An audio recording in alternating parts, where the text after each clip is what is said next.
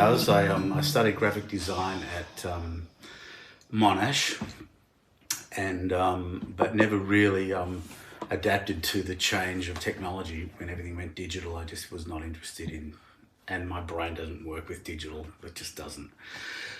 So I sort of slowly steered towards illustration more, and ended up working for Mambo, doing t-shirt prints for them, which is sort of involves, humour and wit and coming up with concepts as well as being visually sort of, competent and to have good ideas and stuff and good technique, which kind of got me into painting because Mambo wanted things to be painted. They didn't want you to send a digital file. So I sort of taught myself painting by working for Mambo, and then when Mambo sort of changed hands and Mambo sort of went off the rails a bit, I continued painting as a visual artist, just my own stuff. So that's how that's my path into being a painter.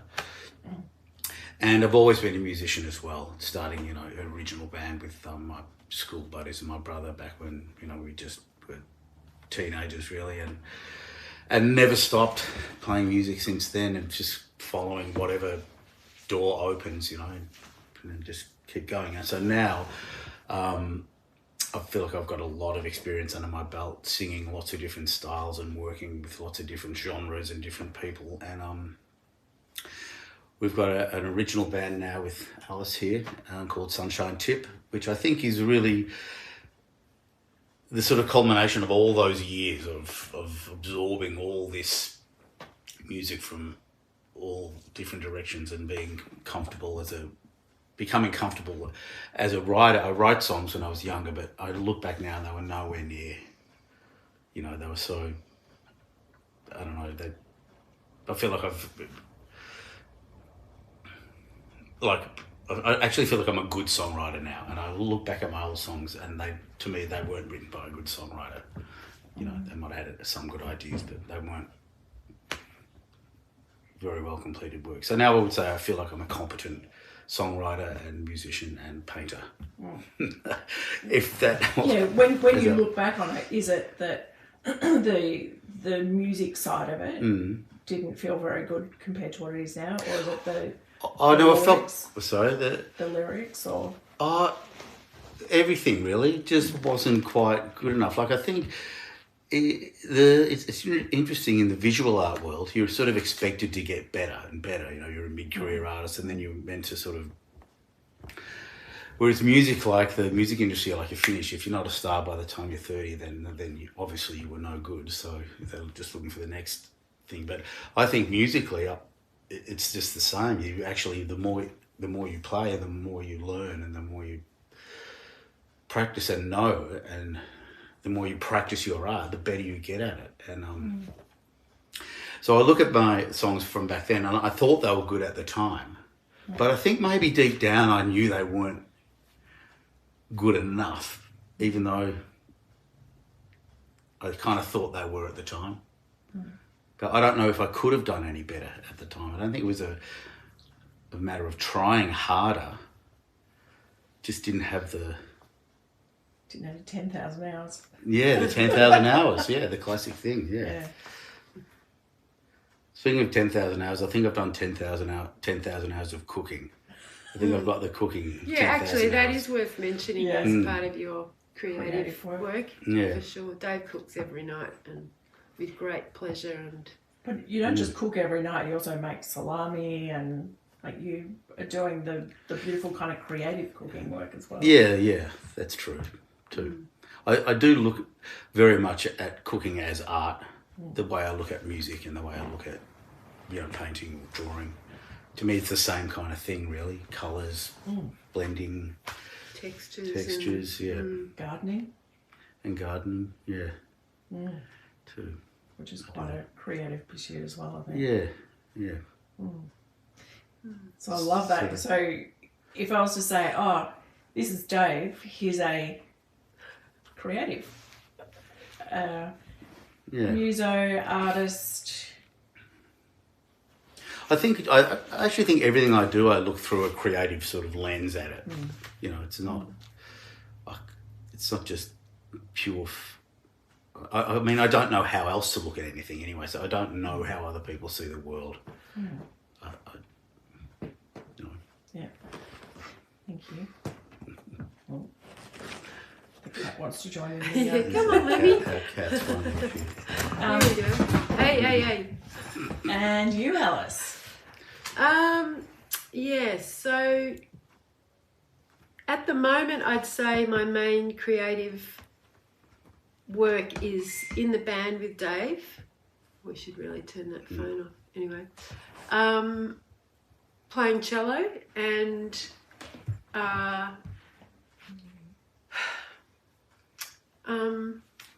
knitting. Oh, that's more of a hobby. I'd call that a hobby because I enjoy it, but I'm not very creative at it. I just follow a pattern. I buy the wool at the op shop or buy the and also I've been learning. So I worked as an actor for a long time. I don't do much acting anymore, but when I do I sometimes do work on sort of recording a narration or something like that in audio. I've been getting more and more into sound. All my experience as an actor comes into that. So I feel I enjoy that experience, and I realise there are moments when I think, oh, I did actually build up a bunch of skills around that, around delivery of a script or something. That I kind of forget about until that happens again. So yeah, I mean, I worked as an actor from the age of sort of 10 through to probably 30. And then it's not that I totally ever stopped, but I got interested in other things. So then I suppose that I've done some writing, which has been mostly in history, which while it's mainly been academic writing, there is a creative aspect to that, of course, but it's just a little bit different from the other ones, and you're more constrained by a particular set of requirements or a specific sort of audience. Whereas with music particularly, and I've been playing music since I was a kid, cello since I was 10, and piano, and taught myself mandolin later. So music has always been like a really important part of my life. And there was a point during COVID where I think a lot of us asked ourselves, if the world's going to collapse, what is it that I want to be doing for the, rest of my time? And I thought, actually, music is number one. And so I made a sort of promise to myself that I would play more music. And so that we already had our band, but it just, I think I became more committed to that, and we spent more time together. And you did the recording course too, don't you? Yeah, and I started learning how to record music at home, editing and mixing, and discovered I loved that, and that has become a big source of creative pleasure for me too. I definitely go into the zone in audio editing in a way that maybe I don't with many other things other than music, when you just lose all sense of time, and I'm completely involved in it and fascinated by all the possibilities, and but still have so much to learn because I'm still quite new to it. So that's another messy story. Yeah. I love that though, because one of the reasons why I wanted to interview you both was I know that you live very creative lives separately and together, and I'm always curious about how people do this. And a lot of people I work with are curious about how creative couples work together. And that's what I'd like to kind of explore a bit more, is where you find the balance in that with each other, and the separate things and the things you do together. Well, I suppose my initial answer would be it just feels like it just comes naturally. It doesn't feel like it's an effort where we have to sort of put boundaries and, carving out time is probably the hardest thing to we say, well, let's actually do it on Tuesday afternoon. Let's put it in the diary, stuff like that. Because when you live together and you've got kids, even though they're adults now, it's easy to just roll through a week and have an idea that you don't actually sit down and properly do. But yeah, particularly because often if we need to work on a song or do a recording or something, it's not usually going to earn us any money. We're just doing it because we want to or need to like we're working on an album at the moment, so we need to prepare songs and we need to do, but other things that earn us money will often, be like, I can't do that today, I've got to go and do that job or something. So so I think we're getting a little bit better now. So for example, today we agreed that tomorrow we were going to have a good day of recording some overdubs for the album, which we can do here. And if we don't actually put it in the diary, that day will just disappear, and But I think you were saying it feels easy, which it does to me too. But I think part of it too is that we've been together a really long time, since 1987. Nearly 30. Is that nearly 40 years? It is. It's nearly 40 years. One decade out. yeah. But when we initially, we would jam together at home, play music, just mucking around. But we weren't in the same band until 10 years ago or something. Yeah. So we were in our own bands and we were both active musically, but there was occasional crossover at home just mucking around. But, so we each, I think, established our own experiences and kind of knowledge and everything through other bands. Yeah. And maybe the confidence to know that you can do, confidence to know that you feel confident contributing your part to the thing. Yeah. Not like, Yeah, and I think also we sort of have worked out our complementary skill sets a bit too over the years. Like Dave really is the songwriter. I don't really write songs.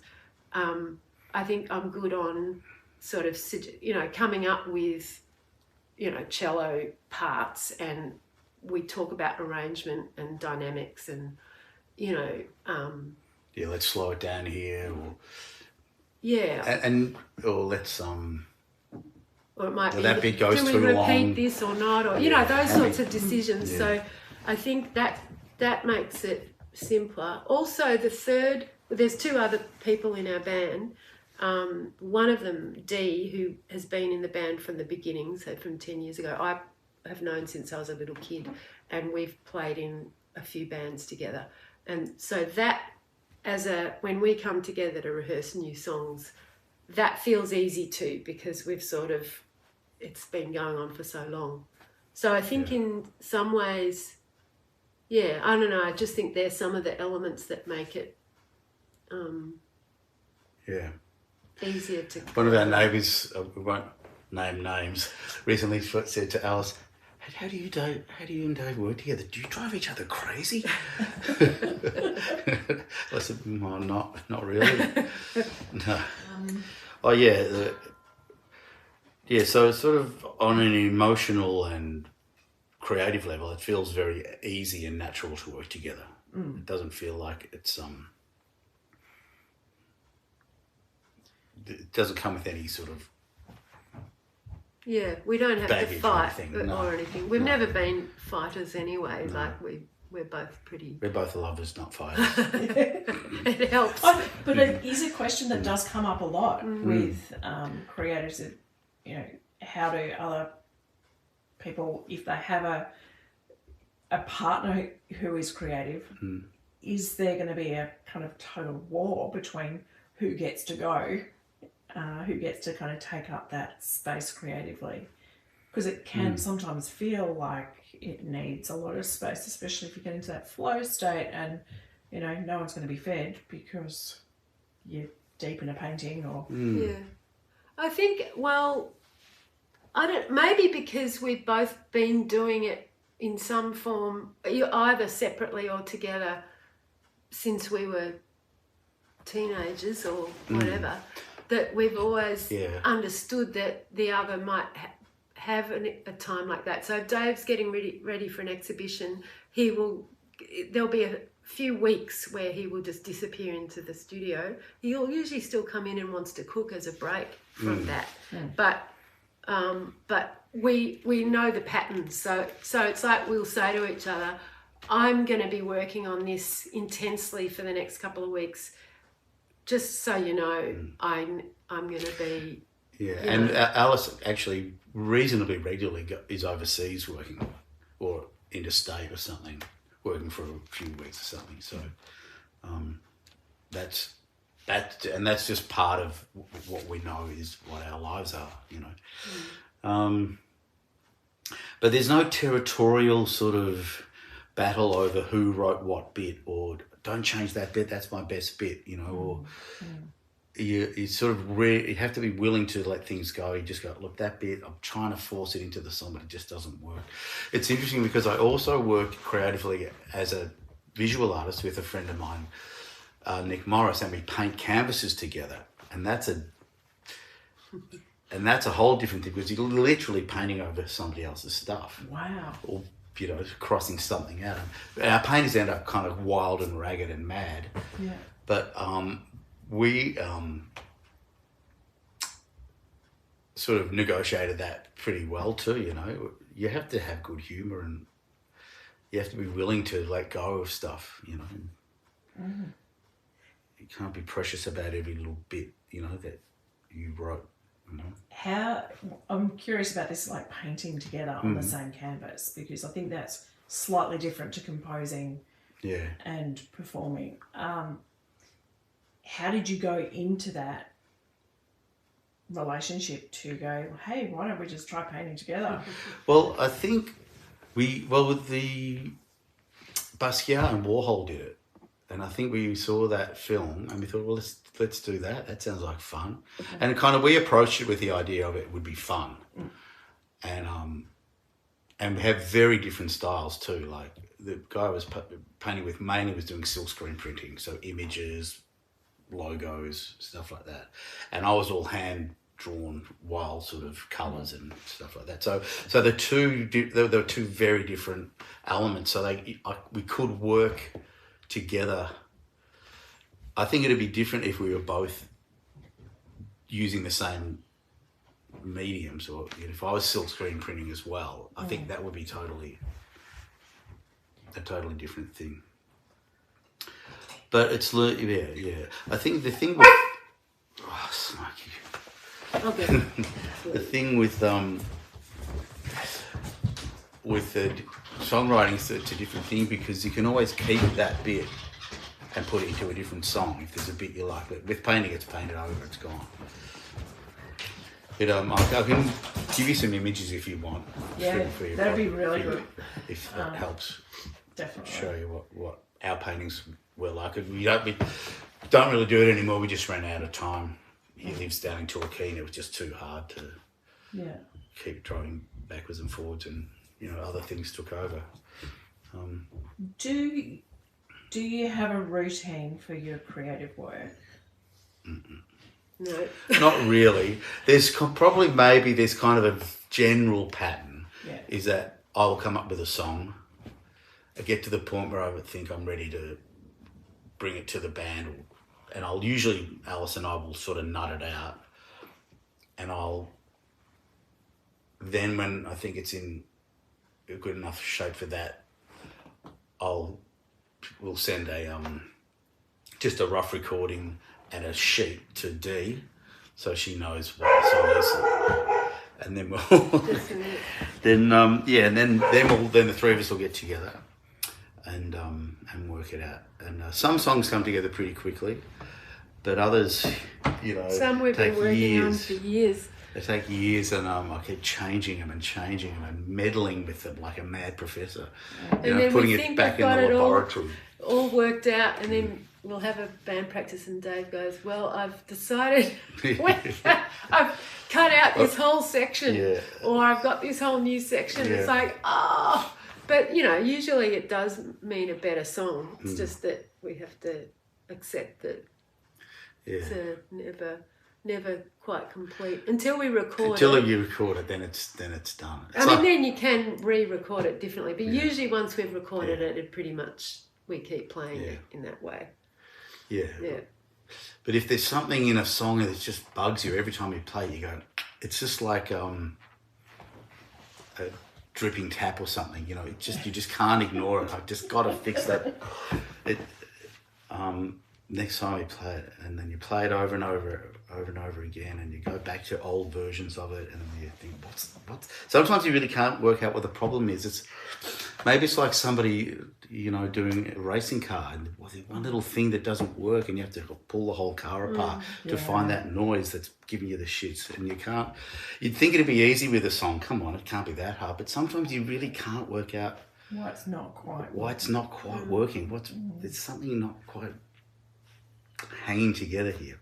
Have you ever recorded a song that you're like, oh, no, that's got to pull that? Yeah. In fact, on our last recording, we went in recording 6 songs, and one of them just didn't gel. Hang together. And so often in that case, it may not have been the song itself. It was just on that particular day.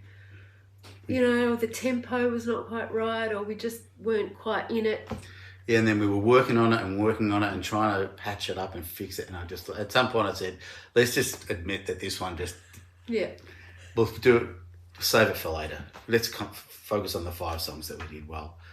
Like, you bake 5 cakes in a row and one of them doesn't rise or something, but it's the same recipe, or there was just something wrong with the oven that day or something, And it gets put in the compost. Yep, bang. Or just the chickens. Yeah. It turned into eggs. Yeah.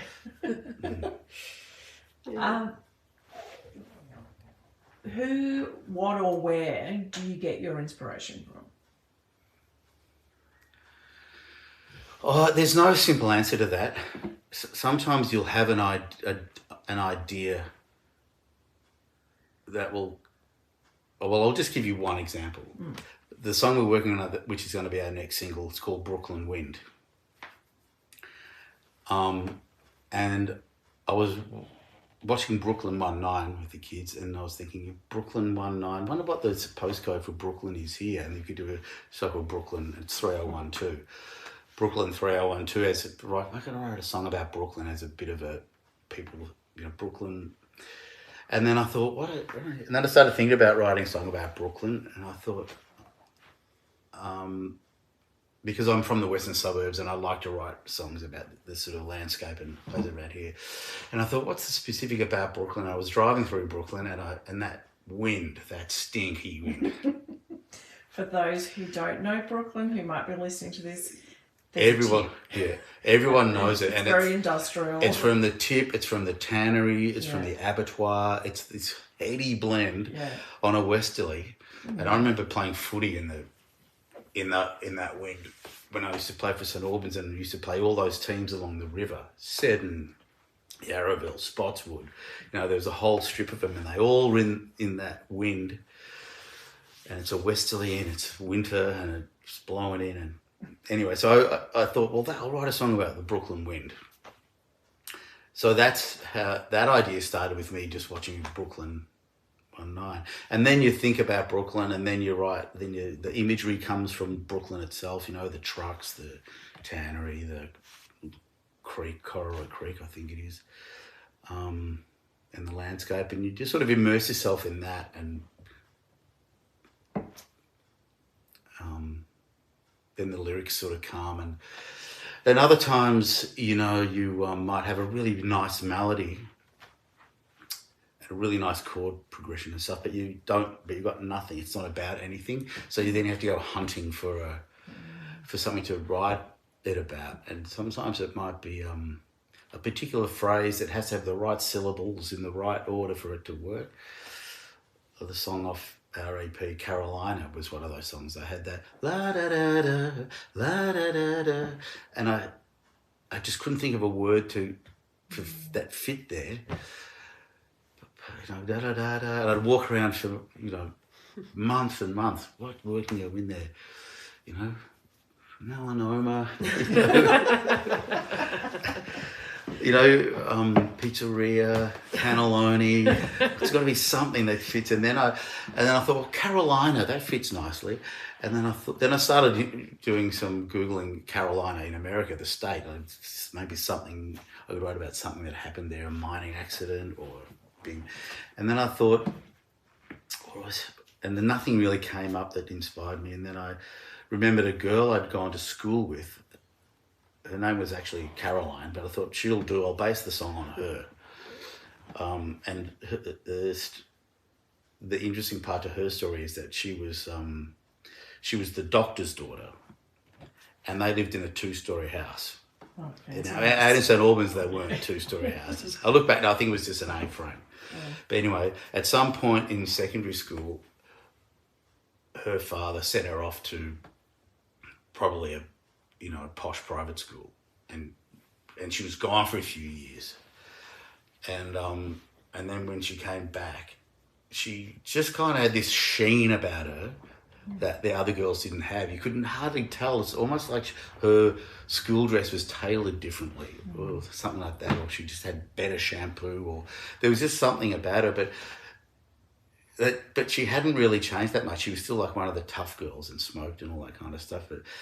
And I was I sort of imagined this thing where she would have gone to this fancy school and she wouldn't have fit in there coming from St Albans. No way. She wouldn't have fit in there. And I don't know if she got bullied or she got expelled, but anyway, she didn't last there. And then she came back, but she had enough sheen rub on her that she didn't quite fit in back with the girls at our school anymore. She kind of was a bit too posh, or I don't know, just a bit too fashionable or something. Anyway, so I just sort of invented a song about that, about her. And that just came from trying to find a word that would go la da da da. Yeah. And then about a month before we released our EP, there were like 2 huge hits called Carolina that came out. One of them was by, what's his name, who was in... Harry Shears? Yeah, no, not Harry Shears. That's Spinal Tap. That's Spinal Tap. What's his name? Harry from One Direction. Harry. You know. Oh, right. Anyway, Yeah. and we're like, oh no, what hope is our little And song the other one got? was Tay Tay. Yeah, I think. yeah, I think you might be right. So the 2 biggest stars in the world put a song out called Carolina. You're in the zeitgeist. Yeah. Anyway, there are actually many songs out there called Carolina. Dave's now threatening to spell it with a K. So Yeah, just a K and a Y. yeah. But yeah, so song ideas can come from anywhere. What about painting?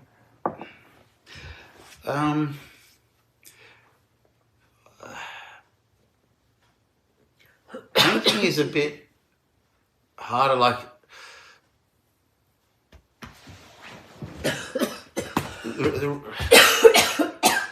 my recent shows I've done a theme. I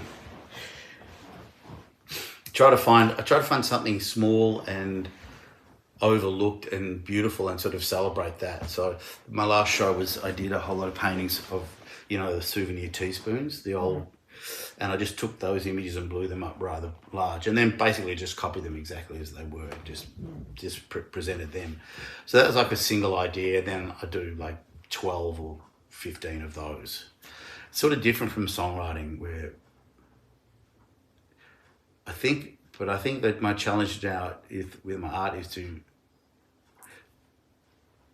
just use my natural painting technique and style, and then just paint anything using that style, which is, I think, what you're kind of meant to do, because my other style is a very design sort of driven. So yeah, sometimes I think it's easier to come up with a song idea, because it can kind of come from anywhere. Sometimes to come up with a painting idea. So you can write songs about themes that other people have written about, a broken heart, relationship breaking up, or stuff like that. And I suppose as an artist, you can also paint a nude, everyone paints nudes, everyone paints still lives, you know. It's just finding your own style and how to do it in your own way. Somehow seems to be harder as an artist, I think, than a songwriter. But maybe other people would find it the other way around. I've kind of talked myself into a loop there, haven't I? Yeah, you have. Yeah. You have. Because I'm wondering whether is your art trying to explore a certain theme, or you know, in story writing we say that, you know, the writers are generally trying to answer a question, and quite often it's the same question that they are continuing to ask novel after novel. I feel like with my visual art, because I haven't been doing a lot of work lately, I've basically been doing one show a year. And then that show would be like a new idea. Like this year I'm going to do all teaspoons. The year before that, I painted native birds. I'm going to do all birds. I did birds for a few years, just birds. And then before that, I did, you know, stencil pieces of art of footy players with the like drop punts, not bombs. So you could look at, so say the exhibition of the footy players, and then the exhibition of the birds, and then the exhibition of the teaspoons, all could easily be totally different artists. You wouldn't. But so, and I kind of feel like I'm almost got to the point where I don't want to do those kind of theme-based shows anymore. I want to focus on my own technique and stop. And like, it's almost like the teaspoon. It's almost like it's a gimmick. What can I think of the next gimmick that no one else has done before? Instead of just painting paintings. If you know what I mean. But I wonder what has drawn you to each of those ideas.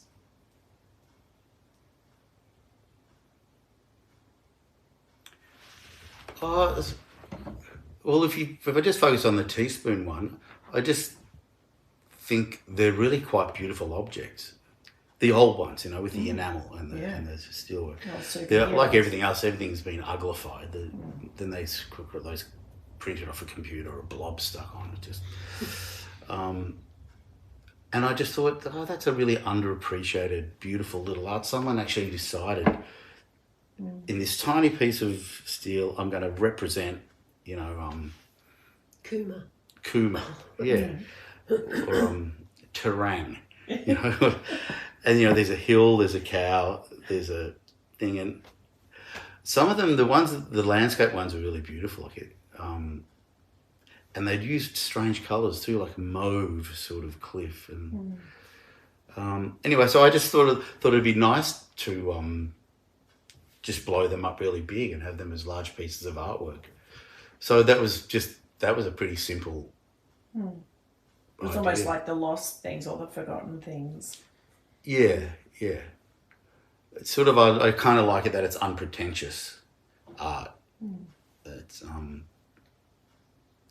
it's no grand theme, you know. Yeah. Alice, what inspires who, what, or where inspires your creative?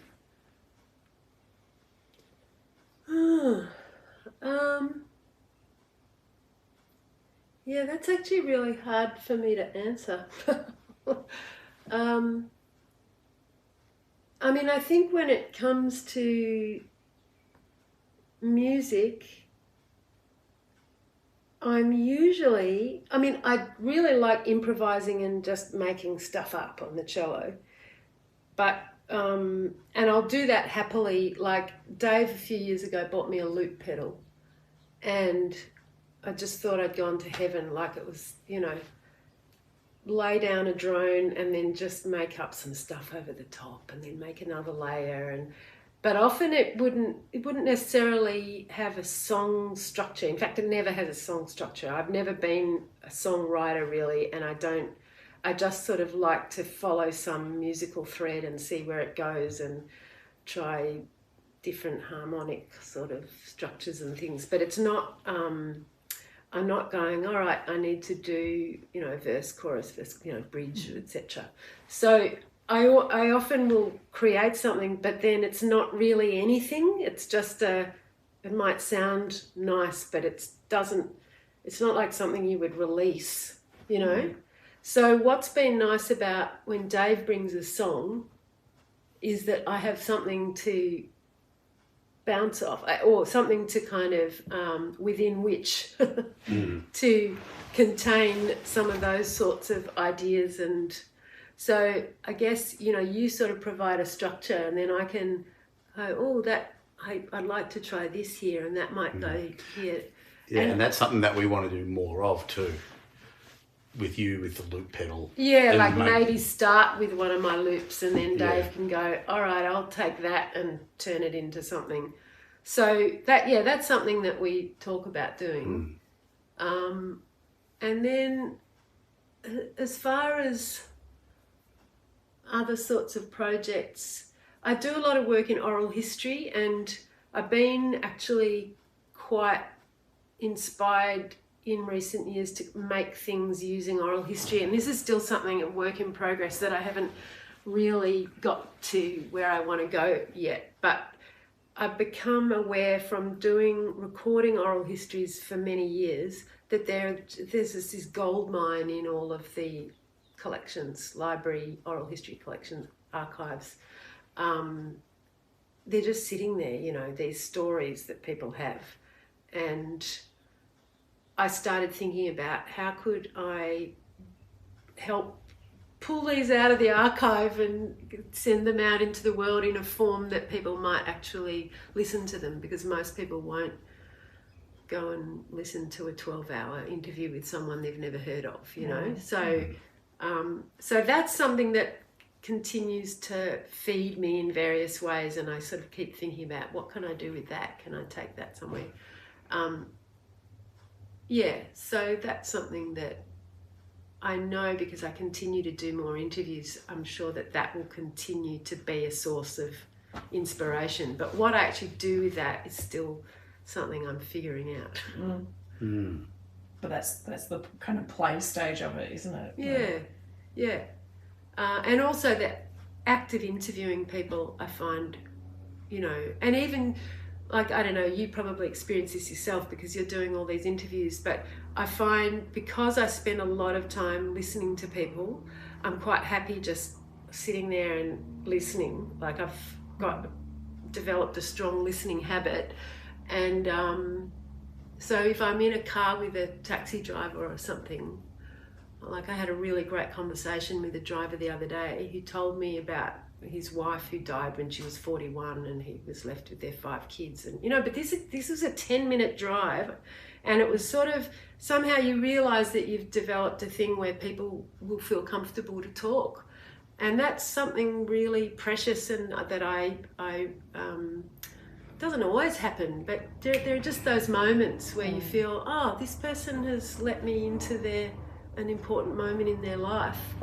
And maybe you don't have to do anything with it either. That in itself is an experience that is just something to acknowledge that you've had, and that teaches you something about the world. So that being an interviewer and listening to a lot of people telling their stories has been a really wonderful thing. I would agree. I love hearing people's stories. I always have, and I think that's what kind of drew me to doing this. I grew up with an old lady across the road, and I'd just go there every day after school and just listen to her. Yeah, it was fantastic. So all those oral stories just sitting there waiting to be listened to, which probably a lot of people don't realise they can probably go to their library and listen to some stories. Writers out there, go and listen to the stories. If you were to, someone who's be chatting with someone who's kind of new to, or trying to find their legs in the creative world in whatever area, what piece of advice, maybe even think about it in a couple who are trying to be creative together, or people singly trying to do it, what wisdom would you want to kind of share with them? I don't know. Find the right person for a start would help. I think one thing that I think is important, and it's easy to not do it, and especially when you get to like our age and when you've had kids and you get, is to be part of the community around you. That go to see bands that you want to play music with, and go to venues where you want to do a gig. Go to galleries, go to exhibition openings. Be in the world that you want to be part of, which is something that I really didn't do enough of for the last, decade or so. But I think that's pretty good advice. I mean, that's something simple that you can do. That's not even buying equipment or practicing stuff or anything like that. That's just that's sort of the bottom building blocks of it. That's solid advice too. Yeah. Be in the community. Yeah, I would agree with that also. When I got interested in doing audio stuff, I just started joining different groups online, because that was during COVID, and ended up sort of making some friends in that community that I've stayed in touch with, and we bounce ideas off each other. And I was just going to second what you said about getting out there, and for that it may not be possible for everyone to go to the places that they would like to go to. If you're living remotely, or you're stuck at home, or you're a carer, or whatever, or you've got a disability or something. But there are things going on online as well, communities that are there that are very supportive of newcomers. And I've definitely found that with the audio community, just a very generous and sort of lots of skill sharing and knowledge sharing, and people who, including really experienced people who are willing to answer questions and give good advice and recommend stuff to listen to. And so I think that is important. As far as being a couple, I think that it is important to acknowledge that each of you will need to have space. If you're working separately, especially, that you kind of maybe give each other a bit of warning about, I know that I'm going to be kind of unavailable for the next week because I've got this deadline, or I've got obsessed with this thing that I'm making. Can you just give me some space to do that? And if you take turns doing that, then nobody gets pissed off. And the only way it's going to be better is if you actually help that person do what they need to do. By giving them the space, cooking the dinner, etc., picking them up at the airport, whatever it is, to make it easier for them to do what they have to do is going to have better results than making it harder for them to do what they have to do. And I think if you are both doing creative stuff, it's easier to see, I think, that that's a necessity on both sides. But maybe if there's just one of you in the couple and the other one is doing maybe a full-time job and, different set of stuff that they have to deal with, that might be a different sort of negotiation. But I think that's helped something. And also, maybe just be prepared to know that you're just going to earn less than other people in the neighbourhood. You're not going to have the new car that they've got, and you're not going to have the stuff. But ultimately, it's worth it. It's worth the life and the creativity and the freedoms are worth it. Because if you're denying yourself that, and you are a creative person, then you'll be miserable not doing it. There'll be you'll never be satisfied or something or whatever. Plenty of good clothes in op shops. Op shops are great. Second-hand cars still get you to where you want to go. Yeah, 30-year-old guy. And you don't care if they get scratched as much and stuff like that. But that's a really sort of, and then the other thing, of course, is try to get good at what you want to do. Practice, and maybe like kind of, this is the hard one, to not be deluded about how good your work is. Be prepared to keep without sort of being, because that's the other flip side is that people can talk themselves out of it. Yeah. So but it is good to get feedback from other people and be prepared to maybe hear critical stuff too. That's hard, but I think that's important.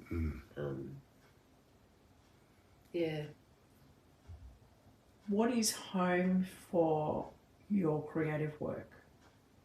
As in the sort of space where it happens, or what does it mean for you in your creative work? Oh, you mean home? Any sense of home? Yeah. I'm kind of not really sure what the question is. What feels like home for your creative work? Is it being in your studio? Is it? I think for me, being on stage, as performing the songs is home for me, or in the studio. I love being in the studio recording. We're recording at the moment.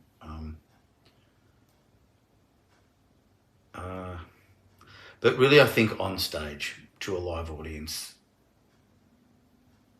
it feels like home to me as a songwriter, as a performer.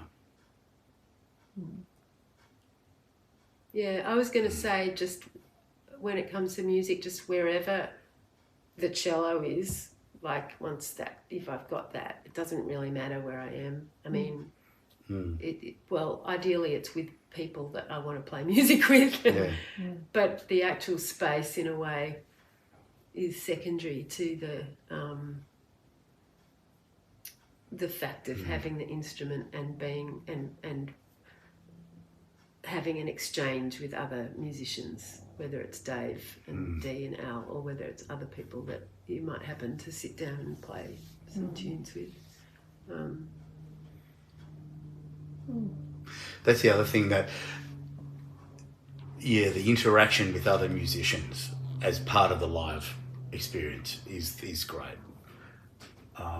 The spontaneous things, the looks, the adjustments that you have to make when something doesn't go to plan, or someone changes something and you just have to deal with it, improvise. And then the times when you just feel like, we are just really on. That just sounds so good. We're just on. We're all locked in. This is great. This is beautiful. And then other times if things do start to fall apart, you look at each other and you can just smile about, like you reach a point where you're not, we've stuffed up, but whatever, that's part of it. And then you move on. Whereas I think when I was younger, that used to freak me out more. I'd be more worried about making mistakes. But that's something nice about getting older and having more experience, and also thinking about yourself as someone who's watching and listening. Personally, if I'm watching a band and someone makes a mistake and you see a little exchange, I actually like that. It's human, they're real, they're responding to each other. It's part of the live experience. So once you realise that people in the audience might even enjoy it if you make a mistake, then you feel much less worried about it. I think we are craving more of that, in a time where a lot of things feel less human. Yeah. It's interesting with Ted, who's just done fine art at VCA, that rejection of CGI and AI and perfectly rendered things, and he and I can see in the work of the other artists there, look for that really bad digital stuff, like really clunky from like the early 80s. Yeah, like from an old, outdated camera, so it's really badly pixelated. But they're actually chasing that flawed imagery, even though it's still digital. Not everything's digital, but when they use digital imagery, they're kind of looking for the really technology, or you know what I mean? Yeah. When they could get a perfectly beautiful, you know. But I just hate all the AI imagery that's coming out now. Oh, it all looks the same. Like people are using the same program, and it's just so characterless, and it's sort of depressing. It actually makes me feel a heavy weight inside of myself when I see it. And that's not even philosophical. That's just visually it looks like heavy and lifeless and ugly to me. Yeah, so let's just keep being human. Yeah, Let's so keep making mistakes. Making mistakes. Yeah, and instruments themselves are imperfect. Oh, you yeah. know. They string go can- out of tune, a string can break, yeah. They feed back. Thank you so much for your time. No worries, pleasure.